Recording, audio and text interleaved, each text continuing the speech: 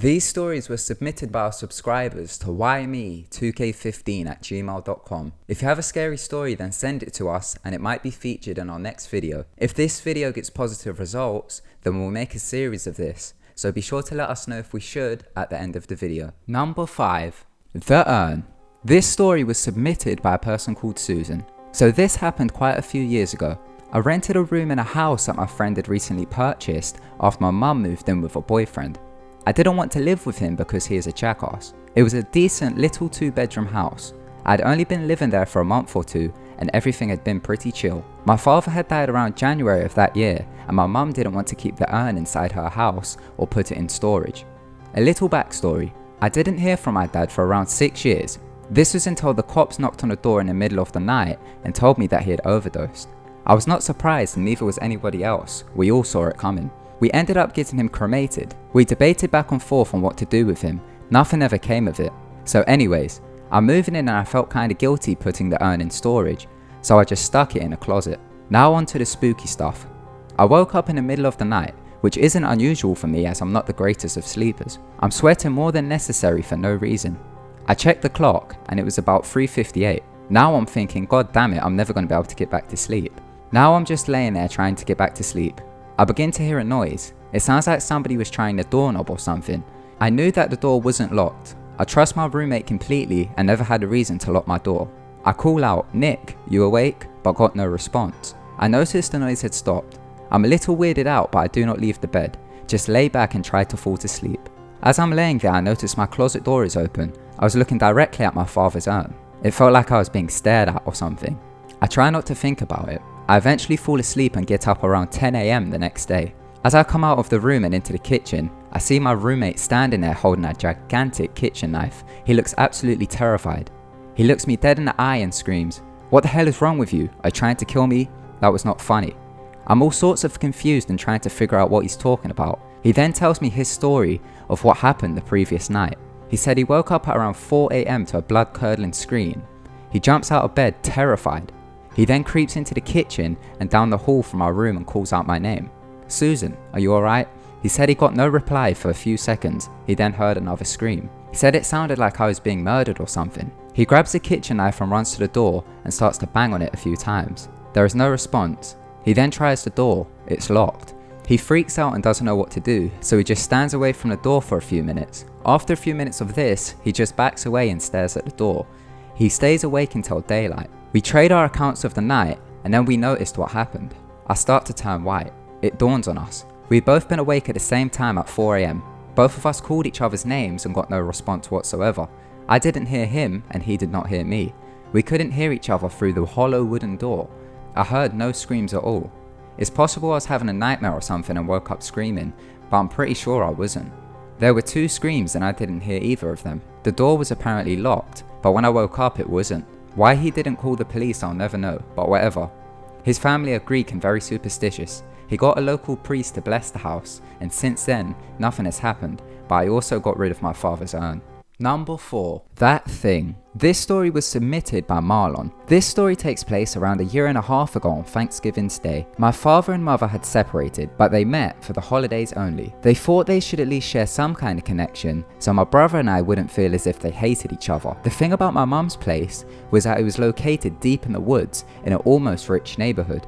Every time I stayed there, I couldn't sleep and would often hear noises, and lights would turn on and off by themselves. I also noticed things would get misplaced around the house, and on a few occasions, the doorbell would ring but nobody would be there. So needless to say, the place gave me the spooks. Anyway, me, my father and my dog came over to the house to see my brother, stepfather and mum. Everyone was having a good time eating and drinking heavily, except my father who didn't want to get too wasted as there was roadblocks. I got a very eerie feeling and my dog was acting strange. He was usually playful and hyper, but for some reason he seemed sad and would bark at the window for no reason. Anyways, it was getting fairly late and it was about to get dark, so we were ready to leave. My dad told me to walk the dog around the area before we left, so I got him and we walked through a garden near a townhouse complex. It was dead silent, which was strange for a Thanksgiving night, especially in a fancy part of town like this. I would expect yuppies drinking or having a good time, but nope, it was dead silent. As I walked up a flight of stairs to a grassy area, my dog ran behind me and cried.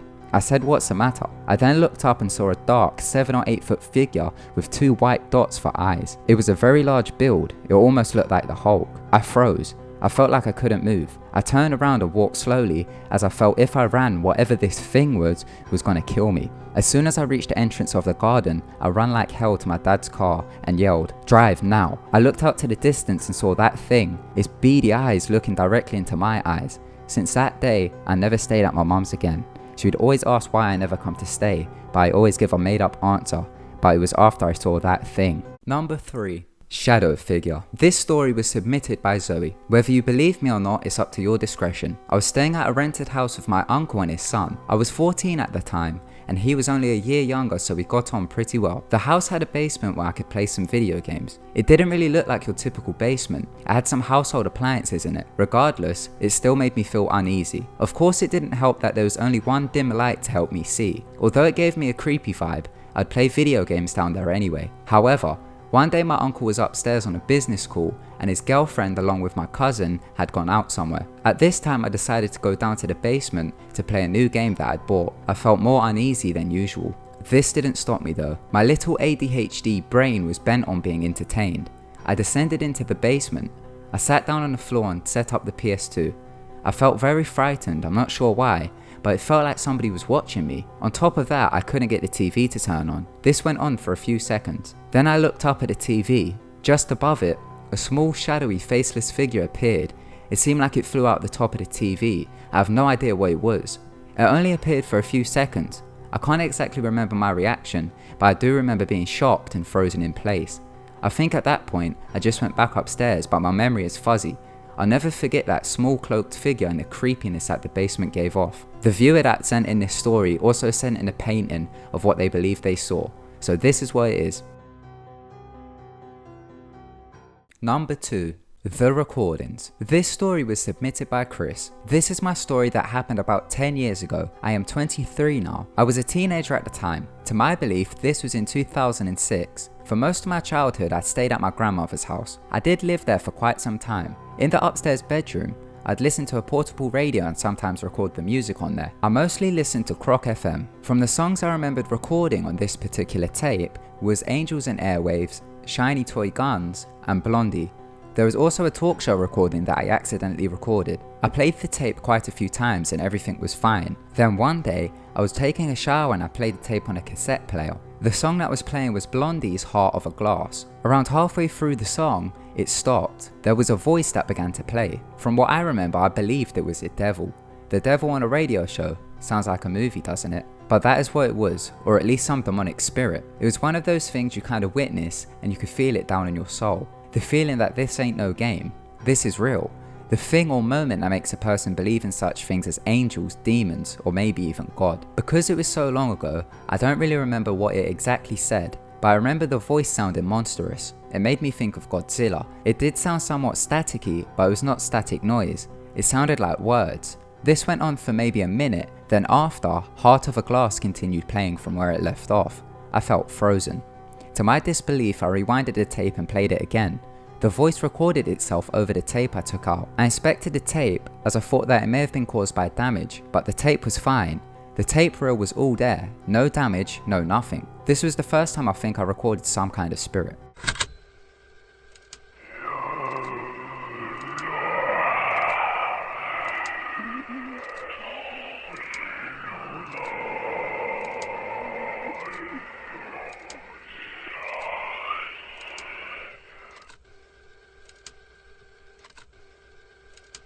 Number 1. The Headless Woman. This story was submitted by Mary Cruz. This is not a story that happened to me.